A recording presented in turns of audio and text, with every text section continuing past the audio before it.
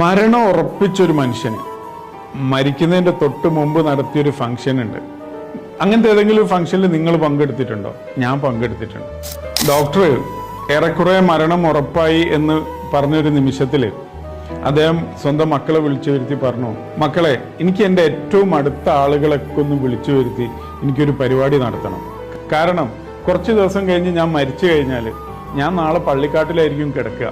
അപ്പോഴായിരിക്കും എനിക്ക് ഏറ്റവും വേണ്ടപ്പെട്ട ആളുകളൊക്കെ വന്ന് ഭക്ഷണം കഴിച്ചു പോവുക.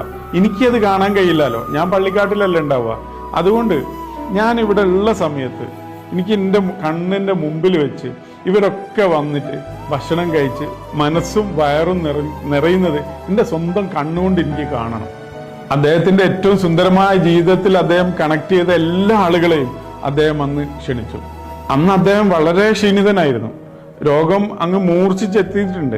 എന്നിരുന്നാലും അന്ന് വന്ന എല്ലാവരെയും അദ്ദേഹത്തിന് നേരിട്ട് തന്നെ കാണണമായിരുന്നു, നേരിട്ട് തന്നെ അവരെ സ്വീകരിക്കണമായിരുന്നു. എല്ലാ മനുഷ്യരെയും അദ്ദേഹം നേരിട്ട് തന്നെ സ്വീകരിച്ചു. സ്നേഹത്തോടെ സന്തോഷത്തോടു കൂടി എല്ലാവരും അദ്ദേഹം യാത്ര അയച്ചു. ആ മനുഷ്യൻ നമുക്ക് തന്നൊരു പാഠമുണ്ട്. നമ്മൾ ഏറ്റവും സുന്ദരമായിട്ട് സ്വീകരിക്കാൻ പഠിക്കേണ്ടത് നമ്മുടെ മരണത്തെയാണ്.